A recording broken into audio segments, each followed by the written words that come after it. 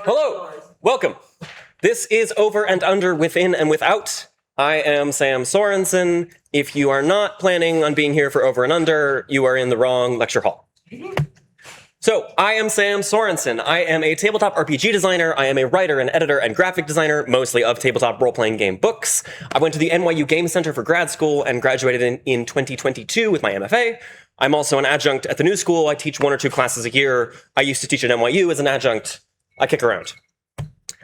This talk is 3 things. It is an extremely incomplete account of Over Under, which is a 1,200 player, month-long, real-time, play-by-post, mega game, war game, festival LARP thing that I ran in fall of 2025. It is an examination and the application of RPG frame theory, as defined by Gary Allen Fine, we'll talk about him in a minute, to Over Under, and it is a discussion of emergent culture and the ensuing expectations that created around play. For those of you who played Over Under, can you raise your hands? Did anyone here play? Just Shing. Okay, great. If you ask Shing or anyone else who played Over Under, they will tell you things that are extremely different than what I'm about to tell you. Everybody who played this game had very different experiences and saw very different slices of it. I should also quickly credit Sean McCoy, the creator of Mothership and the producer of Over Under, because this was a Mothership game, and my dear friend Ty Cobb, who programmed the bot that was necessary for running this game. The main lenses I will be using from game studies are Gary Allen Fine in Shared Fantasy from '83, Marcus Montela's paper, The Invisible Rules of Role-Playing from 2008, Stephanie Bollock and Patrick Lemieux's book, Metagaming, and of course, Bernard Suitz's The Grasshopper from '78. There will be a few other game studies references, but it is mainly these 4. As you can tell, I talk pretty fast and we're going to move pretty fast. I have a lot of slides to get through. Hopefully we'll have a couple of minutes for questions at the end, assuming I don't take too long. So, before Over Under began, there's some backstory. First off is Cataphracts, which is a war game that I started making and running in March of 2025, a little over a year ago. It's a medieval fantasy game, you'll be very familiar, but it is play-by-post over Discord and it is played in real time, which means that if you messaged me as the referee and you were a commander saying, Sam, I'd like to march from point A to point B, and those were 50 miles apart, if you left this morning, Sunday morning, you would get there Wednesday afternoon, because your army marches about 12 miles a day, and so going 50 miles takes 4.5, 5 days.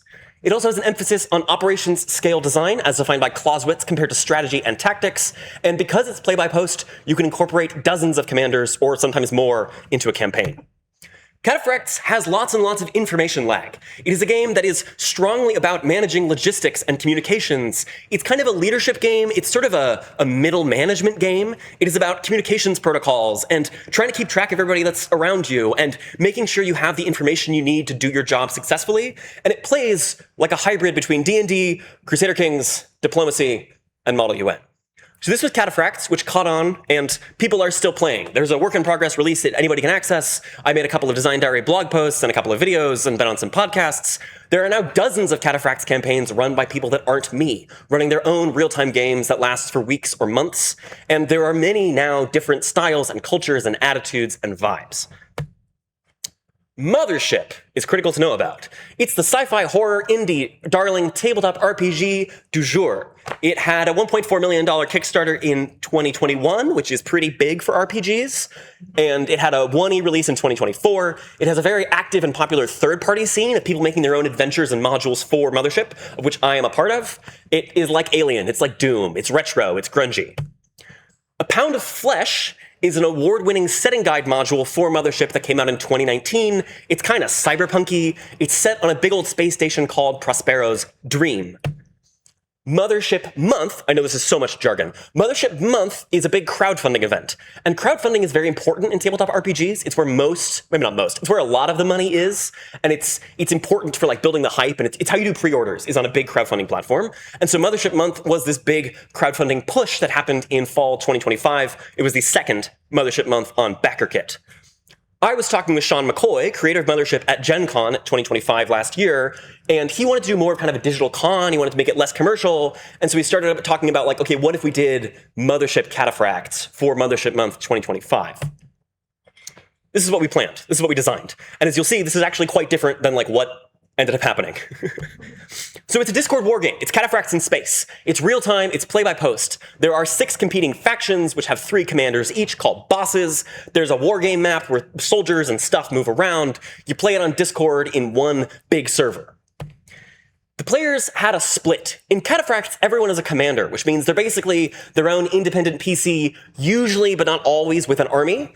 But in Over Under, we split that. There were bosses who led factions, who could interact with me as the referee, and were playing kind of an RPG war game. And then underneath them were denizens, who had far less power and were far more restricted and could join factions, but basically couldn't do anything other than talk, vote in their factions' elections, and send money.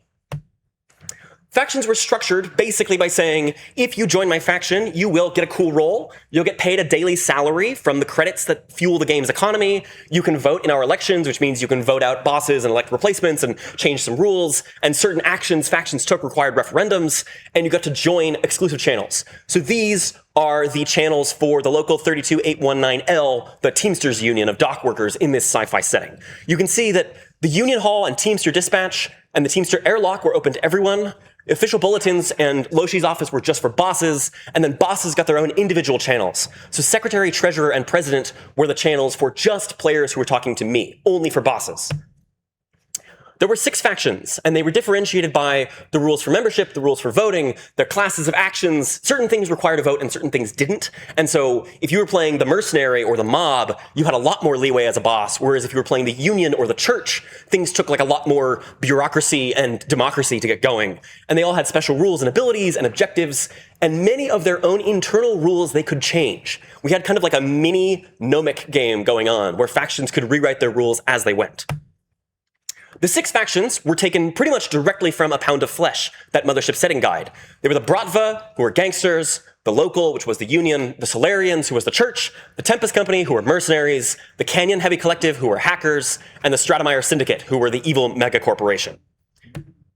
This is a slightly zoomed out version of the Wargame map, which is just an abstraction of Prospero's Dream. You can see this is just a 20 by 40 space station. If you assume each one of these blocks is 1 kilometer long, it is a very rough approximation of the actual dimensions of Prospero's Dream, which is like a big donut shape, kind of. And different blocks had different ratings, and they belonged to different factions, and soldiers could move and capture blocks. But in general, only bosses regularly interacted with this map. Denizens could see it, but they could not interact with it very much. Money was key. Bosses and denizens could both transfer credits and a few other currencies without needing me. So we had this little bot, and so you could say, transfer 100 credits to username so-and-so, and then they would have 100 credits in their wallet. And so we had pretty much like an open field economy where anybody could send money to anyone at any time, and there were no trust rules, and so scamming was like really common and very fun and very popular. We had a Discord bot. This was programmed by my good friend Ty Cobb, and effectively the bot named Zhenya had several core functions built into it. So bosses could hire and fire people from their factions, they could take money in and out of their funds, players could join certain factions in some ways, and they could send money, and they could move their addresses and so on. But basically it meant that not a lot, but some of the GMing load was offloaded onto this bot that could handle things instead of me. So play could continue even when I wasn't around. In Cataphracts, like Dungeons & Dragons, you have to have a GM who's there to kind of like process things, but in OU and Over Under, that was not the case. The server structure had basically 3 categories of channels. There were public channels, which were accessible by bosses and denizens depending on their lifestyle. You could change your lifestyle, which was like how much you spent each day on like clothes and stuff, and that got you access to higher and higher exclusive channels where like only rich people could go. And then there were faction channels. You saw the Union ones earlier, and then there were out-of-game channels, which had like questions and answers and venting and memes and shitposts and a bunch of stuff. And then all of this was underlaid by a thick layer of threads using Discord's thread feature. So as a role-playing game, which Over Under kind of was, bosses could use what were called operations, which were actions and plans and activities that were constrained not by the written rulebook, but rather by the world of Mothership, by the world of Prospero's Dream. In Dungeons & Dragons, there are no rules for jumping off the back of an elephant onto a camel, spearing the rider, and throwing them off. So we say, make a strength check. Bosses could do something similar, where they could say, hey, we would like to kidnap this person. We would like to assassinate this person. We would like to do this weird, funky action involving hacking the enemy team's computers based on the lore of Mothership. And all of that was allowed, but it was only for bosses. So bosses got this sort of open-ended, off-book role-playing game, and denizens were more restricted to kind of the mechanistic war game. Each faction had objectives. The Bratha wanted to hold the dream, the local wanted to hold the docks, the Solarians had to convert half the station to their faith, Tempest and Canyon Heavy needed to earn fat amounts of money, and Stratemeyer, the big bad, wanted to take everything over. You'll notice 5 of the 6 of these are not mutually exclusive. And, spoilers, 5 of the 6 factions did end up winning. Most of them achieved their objectives. Also, players could compete on the leaderboard of the highest spenders. So there were lifestyle expenses you had to pay every day, and once you hit maximum lifestyle at 1,000 credits per day, you could spend even more, and that would get you onto the top 10 list. And whoever spent the most time on the top 10 list over the course of the month of the game got added into like the big top 10 list, which got you like bonus t-shirts and stuff at the end. So there was kind of this other running metagame in the background. So the starting bosses, there were originally going to be 3 for each faction, but we ran out of time, and so we had 3 for most factions and 2 for a couple of factions. We recruited RPG designers, cataphracts commanders, critics, bloggers, YouTubers, influencers, and just some friends of ours. I told them it'll probably take like an hour a day. Dead wrong. This whole thing was held together with gum and spit and tape. We started making this game basically in September. Gen Con was in August, and then we were busy, and so Sean and I started talking earnestly in early September. Ty programmed that bot in like 3 weeks. It was crazy. The rules were just, as you saw, in Google Docs. Tracking elements and our whole database were just in Google Sheets. This whole thing was like super rushed together. It was very thin. It broke constantly, but it was put together and it did sort of function. So here is what actually happened. All that stuff was what we planned. This is what happened. Chaos. Excuse me, my goodness. Yeah, just coming down off cold, I apologize. We had 1,000 players join over the first day. We hoped to get 1,000 by the end of the month, and we had that on day 1. The bot crashed. Character creation was all over the place. There were so many questions and uncertainty. Nobody had any idea what was going on. We hit the Discord thread limit. A Discord server has a limit of 1,000 threads. We hit that in like the first 24 hours. It was a mess. But we saw emergent player behavior almost immediately. There were casinos, lotteries, newspapers, mini-factions, fight clubs, courier services, cults and doomsayers, propagandists, artists for hire, charities, ship posters, bankers, lenders, horse racing, faction-specific minigames, mining showdowns, store owners, clinics, investigators, Anthony Bourdain, political extremists, code breakers, and financial analysts. You can see, this is on day 1. Oh my goodness, I'm sorry, I'm coughing like a madman. On day 1, this is FinWire. This is the financial wire from Jess Levine. She ended up becoming a boss of the mob. But for a while, she was running a financial newsletter. There was mass creativity. There was so much. Everybody was making things all the time. There were so many art pieces. There was music. There were videos. There were 3D models. There was an in-universe RPG game jam. There were cookbooks and newspapers and poetry and shitposts. These are over 200 portraits drawn by artist Kyle Farron, who you might know from Oath or Root or Arcs. For the duration of Over Under, Kyle's commissions were closed, but you could pay him in Monopoly money in Over Under. And so you could not commission him in real life, but you could commission him in Over Under, and he made over 200 portraits. Like half the server, not half the server, but a quarter of the server by the end had Kyle's art as their AVIs. It was so busy. It never stopped. There was always something going on. This is a sticker that got added, which you can see is somebody clocking 11 hours in Discord in one day. People did not sleep. It was madness. It was chaos. Everything was so active all the time. There were so many internal politics. The big factions, like the Union, had over 300 members, which meant that things took a long time to get anything done. The small factions, like Canyon Heavy, had only 30 people, which had a lot less purchasing power, but were much more nimble and fluid. Oh, thank you. There was so much suspicion, there was so much doubt, there was so much paranoia. Votes of no confidence, where you voted out a boss as members, saying, we're getting rid of that boss, became more common over time. Likewise, all factions ended up needing internal organization. There were ranks and sub-ranks. There were heads of charity and communications directors and PR managers and political whips and spy masters. This was the internal org chart in progress from the Stratemeyer Syndicate before they were destroyed. All of those are active players in the org chart. Every faction had to designate people. Amanda Lee Frank, at one point, an artist and RPG player, she was running the mercenary company. She said at one point she had to hire, on like day 3, a PR manager, somebody to talk to the newspapers. There were so many journalists, they needed another player just to go talk to them because the bosses couldn't do it all. Over time, the relationship between bosses and denizens grew more tense. The denizens often felt in the dark, they felt disempowered, and bosses felt overwhelmed. Many people, both bosses and denizens, criticized the game, criticized the design, because it was so imbalanced. And it's true, it was extremely imbalanced, and that caused lots of problems. This is a meme that somebody made of a player named Tyler B, who for a long time had the words kill fund in his username, and he was raising money just to assassinate bosses. That was like most of what he did. As time went on, the server was altered. Channels got added, they got changed, they got renamed. Bosses could add channels inside their faction. General channels could be added by all bosses. We added out-of-character airlock channels. Popular threads became fixed locations. The server grew and changed over time. It also became more spatialized. Text channels began to function as if they were real places. Players would walk from one channel to the next, and there was a sharp cutoff between private and public. Amanda, the same Amanda, she describes how it feels like there are back rooms, not back rooms horror, but like just back rooms of the bar that you can go to for private meetings. And they would scale and they would go. And this meant that it felt like there were places you could go. There were things happening inside and outside. You could leave one channel and go to the next, and something would be happening outside the bar as you were talking. As play went on, players became more concerned with what was and wasn't canon. This is a snippet from the Chokespawn incident, which we'll talk about, but it was a huge problem.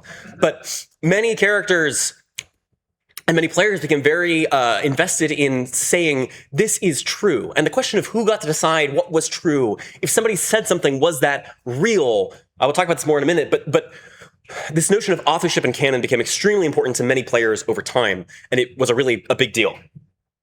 Likewise, writing customs started to develop. This is a snippet from a blog post written by a user after the game ended. But there were customs using Discord's features of, like, if you wrote something with a hashtag which made it like a markdown header that was shouting. If you use a caret to make it little and small, that was a whisper. There was in-character and out-of-character indications. There was importance. There was centrality. There were customs where you would, like, multi-thread, where if there was a big conversation happening between important characters, you would have that in one thread. And then everybody who wanted to just like watch and make jokes and like whisper would start another thread. And so in Discord, and like almost every player, including me, had Discord open as the app, and then Discord open in like a Chrome window and Discord open in a Safari window, because you needed to track so many threads at once. And so like you would have these layers of conversations that reflected each other and pointed at each other, all with these customs of discussion and dialogue that were almost entirely player created. We planned almost none of this, and players sort of just organically developed as they went. Likewise, we saw what I would describe as a genericization. Over time, and this is partially because like we just didn't tell anybody. We just sort of assumed you knew what Mothership was, and if you didn't, then you didn't. We had players who showed up who had never heard of Mothership, who didn't realize it was a horror project. But naming conventions and architecture and fashion and androids and fantastical elements sort of drifted slowly towards something less specific to A Pound of Flesh and Mothership, and more towards sort of a more common fantasy element. This is one of the characters played by Lynn Kodega, who is based on, the pink one is from A Pound of Flesh, and then the original portrait is that top one, which is a face hidden behind a delicate mask of tree roots. And then eventually Lynn commissioned art of her character, or of their character, of their character, which ended up looking like this. This is Otso, one of the church leaders, which, as you can see, looks more like a fantasy priest, kind of. And so there was this sort of like moving, it's rude to call it the lowest common denominator, but it's sort of moving towards something that was more familiar to all players without needing to get deep into the Mothership sauce. Romance was a huge deal. It was so big. It was so important. It was impossible to describe. The webs of couples and exes and polycules were just gigantic. Wars were started and ended on romance. We eventually had to like put pretty strict limits because we had like teenagers playing this game of saying like, hey, you can't just be like writing porn on our server, please. That did happen several times, and we had to talk to those players and say like, hey, maybe don't do this. This was a gift that one player made of Yuri Station. This is the dream. And as you can imagine from this, over time, we drifted from a war game towards role-playing. This is a graphic made by Sean McCoy in the last couple of weeks. But you can see this is sort of accurate of like what you did in Over Under was a lot of romance. It was some arguing about bylaws. It was a lot of gambling and a little bit of wargaming. But as time went on, as those customs developed, characters became more solidified and more intense. People started writing collaborative backstories with each other, and out-of-character coordination became more and more common. It was very common for deeply invested players to have one thread that was like them talking in character, and then another thread that was them discussing like, oh shit, wait, like what if you were my ex from 20 years ago on this location, and then we both dated this one person 5 years ago who's over in this channel over there, like, it became this very collaborative thing that was much more about storytelling and satisfying arcs and drama rather than being the more kind of like cutthroat war game knife fight that I at least sort of thought idly it was going to be, but it wasn't. It was a lot of role-playing. So in the early days, this is like an extremely abbreviated history. Extremely. In the early days, it was a lot of Cold War. There were a lot of questions. Factions' internal sheets were largely secret, and so in the first week, a lot of the questions were like, hey, can you get me a copy of Tempest Company's faction sheet? Can you get me a copy of Canyon Heavy's faction sheet? There were dummies and duplicates and false screenshots circulating. The identities of secret faction members, because the Bratva, the mob, were secret, and so you couldn't quite tell looking at somebody if they were a mobster. And so all these questions became very important, and knowing like, where is their base? Where are the war plans? Who's running counter intel? How can we overcome them? The first kind of week or two were largely focused on this like Cold War spy game. In week 2, everybody teamed up to take down Stratemeyer Syndicate, the big bads. The other 5 factions largely worked together. One boss was assassinated, one boss got voted no confidence. The HQ was taken over by the Bratva, and then it took another few days to like kind of officially defeat them, but they basically nuked Stratemeyer off the board by like day 11 or so, in a very impressive sort of half coup, half takeover. Then it kind of looked like it was going to be the end of history. The sort of like mid to late game, it was a lot of like knife's edge. Are we going to be at war? Are we not? There was something called the war that never was. There was something called the 2-hour war. There was a lot of like posturing of bosses would deploy their soldiers to the edge of their territory to be muscly and say like, we're here, yeah. And they would look at each other, but they wouldn't actually fight each other. And likewise, as the game went on, many of the starting bosses who oftentimes just didn't have the time to play or were not so involved got voted no confidence out of the game and then were replaced by role players who were very invested in clocking 10 hours a day. At the very end, kind of the last like 3 days, the remaining 5 factions figured out that they could win, and so they all began to work very closely together. There was a lot of cooperative attitude. There were a lot of rapid backroom deals and payoffs and things. And I overtuned the economy. There was just too much money floating around, and so it was not all that hard to win. It was very close for a couple of factions, not in terms of money, but in terms of other things. But the end of the game had a very much a feeling that was like the end of summer camp. Everybody kind of knew it was coming to an end, and everybody was very nostalgic for a thing that hadn't ended yet. And then also in the background, 20 people were like frantically rushing to make sure everybody won. So that was over under, very briefly. Now I want to talk about frame theory. Frame theory started in Shared Fantasy from Gary Allen Fine in 1983. Fine was an ethnographer who wrote about early role-playing game, or early kind of like codified tabletop RPG from war games, you know, of the Dungeons and Dragons variety, from the late 70s into the early 80s. And in chapter 6, probably the most influential of his chapters, he described 3 frames of social interaction, which he called the primary frame, where we are players sitting around the table as humans, the game frame, where we are players within kind of like the rules structure of we're bundles of hit points and stats and numbers, and then the world frame, or the story frame, where we are characters who exist in the imaginary world. So I am Sam, I am a level 6 fighter with strength 19, and I am Garzag the Mighty. These 3 frames of interaction. The players shift between these all the time. The example that Fine uses is he describes asking the question like, what time is it? Where you might get the answer of, it is the 3rd moon in the month of the crane, which resulted in the, ascension of the Blood Emperor. And they say, no, like, what time is it? And somebody says, like, oh, it's round 6 of combat. And somebody says, like, no, what time is it? And they say, oh, it's 9:45. So these are the 3 frames that Fine describes. In 2008, 25 years later, Marcus Montola wrote a paper called The Invisible Rules of Role-Playing, where he describes these frames not only in terms of social interaction, of what we say at the table, like Fine did, but rather as rules. We can say there are the exogenous rules that govern people, the endogenous rules that govern players, and the diegetic rules that govern characters. An exogenous rule is something like show up on time, don't throw dice at each other, be kind. It's the code of conduct. An endogenous rule is something in D&D terms, is something like swords deal 1d6 damage, or you need 3000 XP to reach level 3, and a diegetic rule is like gravity or starvation, or if you step into the moonlight, you will turn into a wolf. These rules in RPGs disagree. Each frame of the rules can often disagree with each other, and there's this question of like, what takes precedent? It's most commonly between the endogenous rules in the rulebook and the diegetic rules of the world.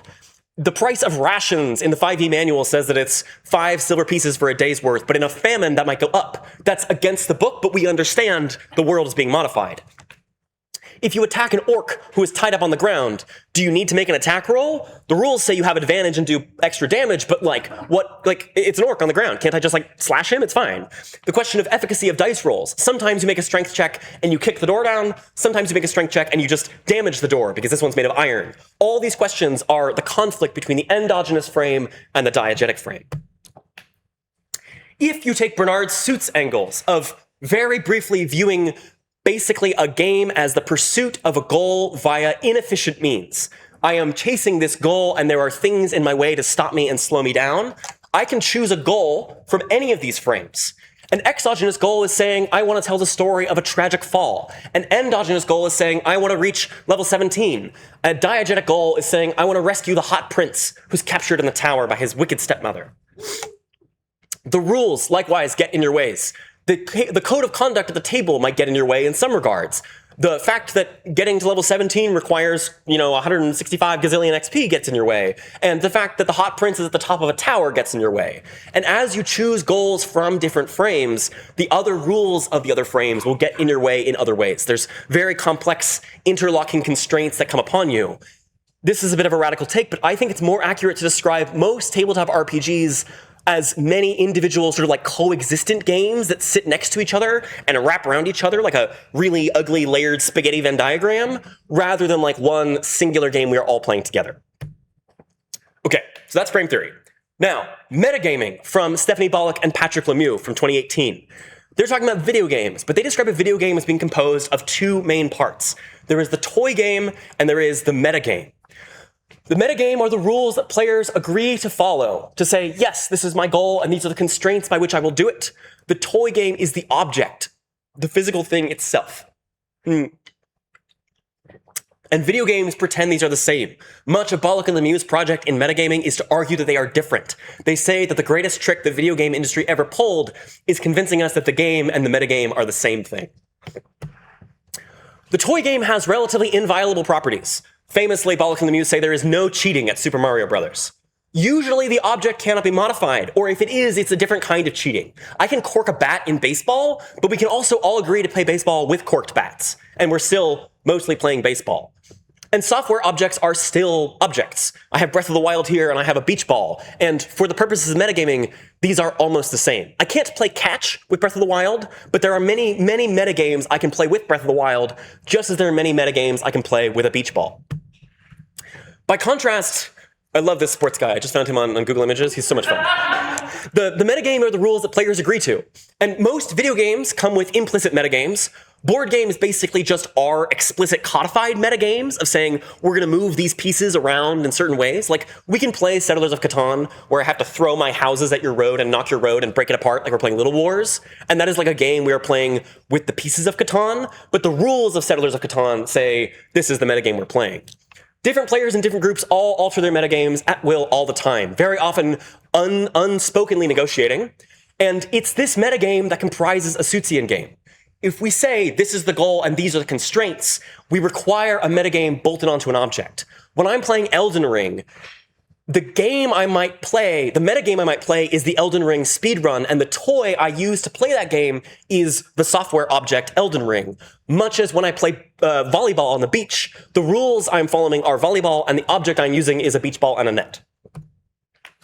Metagaming basically poses a new frame or frame-looking thing, which is the toy. It's the mechanical frame. This is how I prefer to think of the difference between mechanics and rules. A mechanic is a property of the object. A rule is something that I choose to follow. A rule can be cheated. A mechanic largely cannot. A mechanic can break. The video game can glitch. My bat can snap in half. The ball can pop. But that's not quite the same as cheating, because I'm not choosing. I might be choosing to break the bat, but it's a different sort of breaking of the terms of what we're doing. The mechanical frame may or may not match the other 3 frames. In video games, oftentimes a mark of a good or well-made video game is one where the mechanics of the object very closely match both the endogenous rules by which we play and the diegetic world that we portray. In Breath of the Wild, the fact that when it rains, I can't climb as well matches our diegetic understanding of the world of Hyrule, but that is programmed into the mechanics of the software object that is the video game. In a tabletop RPG, this is much less clear. In most RPGs, I would say there are like not clearly toy games. Like, yes, we have dice, and yes, there's a rule book, and like there are maps and stuff, but those are often much less necessary. Like, I don't need dice to play an RPG. I don't need the rule book. I don't like lots of things I don't really need. Like, yes, I need a body, but all games need a body-ish, kind of. Like, what constitutes a toy game in an RPG is far blurrier and less clear, to the extent that in many cases, I would argue, in the metagaming paradigm, all RPG rules are metagame, and the toy game is nothing.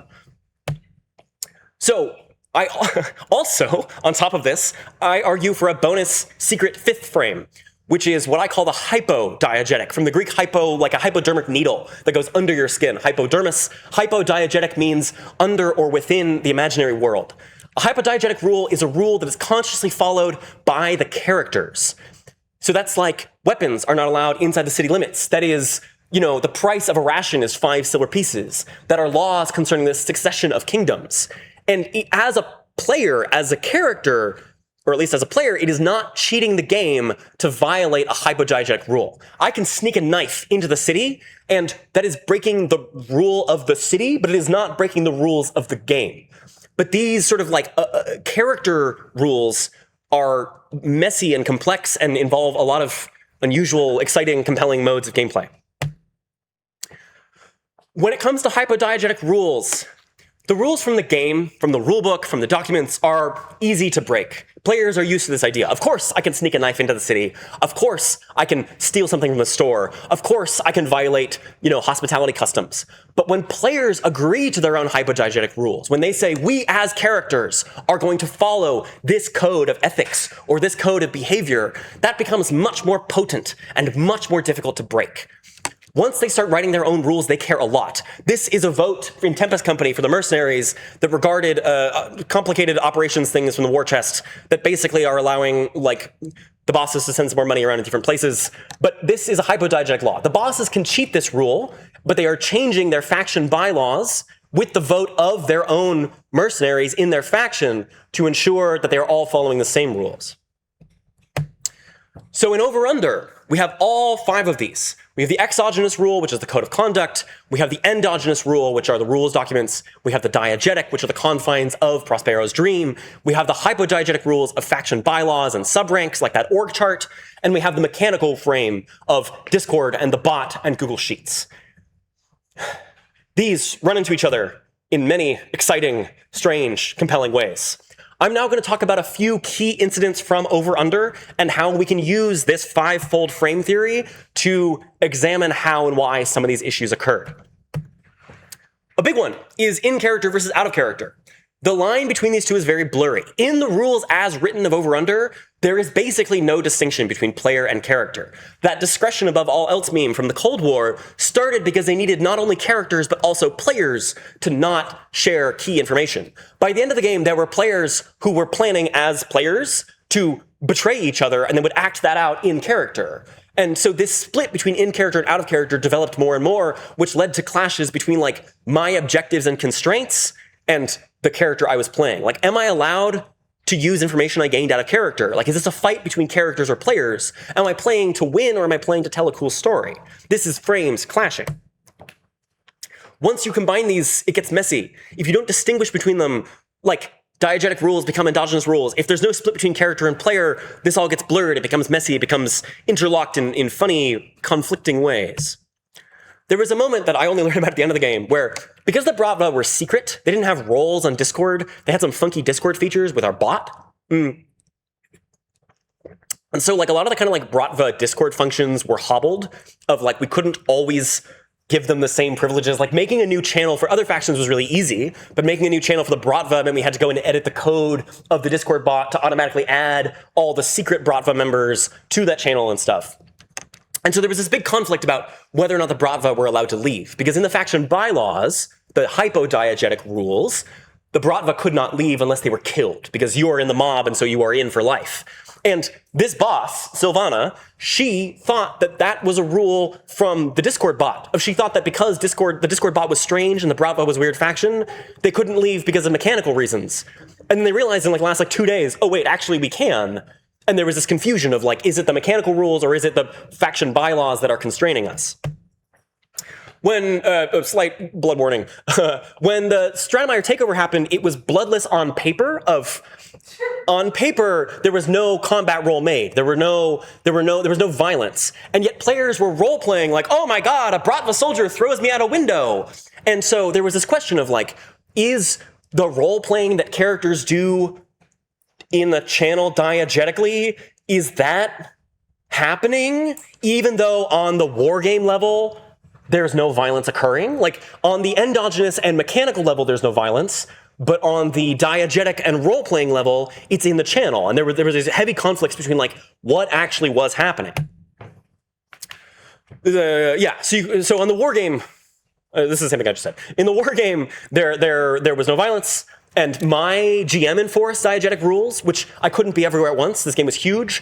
But for the bosses... Let you know you got 10 minutes. 10 minutes, perfect, thank you. Oh, I'm even kind of mostly on time. Amazing, I'm so smart. Okay, the biggest and baddest incident by far was what was called Chokespawn Night. At the end of the second week, due to several coincidental player-driven conspiracies and a player-created ARG with ciphers and codes and puzzles, there was mass belief on the station that a dangerous plague was occurring. One player created an extremely polished ARG posing as an NPC from A Pound of Flesh, the mothership module that Over Under was based on, and it was so polished, most players assumed it was me. They assumed that I was posing as this other character, and that I was feeding them, and this was a main game story event. The coordination efforts, this is just the coordinating thread, were huge. You can see they have OpCal threads 1 through 6, that's Operation Caliban, and they have other investigations. They had a Codebreakers Club. This was a huge effort to solve this ARG that I didn't really know was happening. A few players got messages from somebody they thought was me saying, ooh, you become a spooky monster. Here's somebody saying no, no, I have work, I can't do this. But other players got messages like this and assumed that this was the warden saying, you're gonna become a spooky monster. And then as they walked into public channels and were ooh, I'm a spooky monster, other players started saying oh, I got infected, I might be even dead, surreal things are happening that we were just narrating in Discord, which means they might be happening. This caused panic. Denizens were relocating. Factions were moving soldiers to what they knew from the map of Prospero's Dream were the access to the choke, the underworld, but didn't have any mechanical effect. Players were barricading themselves inside their threads. This is a propaganda poster created by one of the clinics that said, don't ping people, don't react, don't reply, you might get infected, because they thought the bot might be watching and infecting players. This Discord bot we interact with might be watching us. Once it became clear that none of that was quote-unquote real, it became a lot simpler and a lot more complicated. Many players felt very deceived and confused and angry and frustrated. Many players wanted it to become canon and say this is the thing that really happened. It was a big mess. There were a lot of hurt feelings. We spent about 72 hours, some of the most stressful 72 hours I've been through in a long time, trying to kind of calm players down and explain what happened and talk about things and make sure everyone was feeling okay. But it was basically the corrupted blood incident from World of Warcraft, via Umberto Eco's Foucault's Pendulum, which is about a conspiracy that's fake that becomes real. This was a conspiracy that was fake until players thought it was real and began treating it as if it was real. And this happened because it was a conflation of the mechanical and the diegetic. There were many people who said the play is the game. There were players who said, if you are in this thread, you are here. If you are in the channel, you are infected. There was an assumption that the mechanical and the diegetic were the same. And because the mechanical trumps the endogenous, right? The rules of Discord, the functions of Discord, the code of a Discord server supersedes some of what we could do with the rules of the game. Players assumed that because it was happening on Discord, it must be diegetic, which meant that it was superseding the written rules. And we have created a false role-playing game scenario where we just assume that anything that happens in role-playing must be real and true and happening, which just led to mass confusion. The big inversion of over-under starts with Jesper Juhl. Jesper Juhl famously in Half Real says that video games are fictional worlds governed by real rules. In a video game, this is because the mechanical functions, the mechanisms of the video game supersede the diegetic rules, right? Mario has 3 lives because it's a video game. In board games, the endogenous rules supersede the diegetic of I have a knight in Settlers of Catan, and yet I can't fight wars because that's not in the rules. But in RPGs, we can reverse this. We can say, yes, of course, you can sneak past the guard who's asleep because even though his passive perception is 15, he's snoozing. Yes, of course, you can throw a sword that doesn't have a thrown weapon property because that's like a thing you could do. We can let the rules of the diegetic world overcome the rules of the endogenous rulebook. But in Over-Under, it was back to the video game paradigm. In Over-Under, the mechanisms of Discord regularly had to overcome and overrule the diegetic rules of Prospero's Dream because I, as the GM, could not be there to adjudicate every single case. If I can adjudicate every single case, like in an RPG, like in Cataphracts, then we can let the diegetic run wild. But in an Over-Under where we had 1,200 players on a Discord server, we had to let the rules and functions and properties of Discord as a software object control much of the game. The moment that you lose access to the raw diegesis, the moment you get told, sorry, you can't do that because it's not capable on Discord, because it's not following the rules, you shift back towards Juhl's paradigm of video games. 5 minutes, thank you. So, a few last conclusions, and then we'll do some questions. One is that onboarding really matters. Setting, tone, content, social play, authorship, role-playing, all this stuff. We did very little onboarding for Over-Under because we didn't really know what we were doing. And in retrospect, I would have made tutorial videos and checkboxes you had to sign and waivers and all kinds of things to say, this is what the game might be like. The scale of reification is incredibly powerful. In a regular RPG, you have to have your GM say, yes, this is real. Like, yes, this is happening. Yes, you are Garzag the Mighty. But in Over-Under, where you have 1,000 players going at once, they can all agree with each other. And without the need for GM's conversation, it makes all these points of interconnectivity become incredibly real. This is the Blocks, the biggest public channel, and you can see we had 120,000 messages in this channel over the course of a month. And that was just one channel of like the 200 we had. Jay Dragon, hi Jay, described this moment in a LARP once to me where she was playing like a princess or something and was having a normal emotional LARP moment and then walked over to a kid and the kid was like, I'm a crab god. And Jay was like, oh, okay, sure. And that thing of saying I'm playing my one game and then I walk over to something else in the world that is like completely unexpected and yet also real happened constantly. Over-Under was really big, but also really small. We had 8 pages of core rules, and that's including faction overviews and other stuff. Each faction had 1 or 2 pages of rules of Google Docs. The bosses got like a paragraph of backstory. We had maybe a dozen spreadsheets. We had Zhenya, who was a lot of work, but for a Discord bot was pretty small. This game was quite thin in terms of material, and yet huge in terms of play and impact. Partially this is because it was open-ended. This is one of the in-game newspapers a player made. But nearly all of the major events of play were driven by players. The conflicts, the story beats, all of these were largely moved by players. And I think the fact that it led to this massive explosion of creativity was not coincidental. Players love to be playful. They love space to riff and goof around and create their own things. And if you give them that space, they will run with it. Huge contrasts in player powers are really fun and really intense. This is from a blog post that was talking about Over-Under afterwards. I'm going to read you one sentence. This is from a player who became a union boss, the biggest faction by players, and they describe it as, quote, exhilarating. It was like riding on the back of a dragon or some enormous monster, something beyond control or understanding, too big to see in its entirety. Running a faction of 300 real-life humans is nuts. And those power dynamics are so fun and so intense. Now that Over-Under has ended, there are many blog posts, there are many players in Cataphracts games that are like OU. There was a collaborative fanzine for Mothership called Exit Pursued by a Dream that reached the top of the itch charts for RPGs a few weeks ago. And there's a smaller, like explicit OU clone, only 2 weeks, only a few hundred players, called Baseline Drift that ends like today. It ends in, I think, like 12 hours.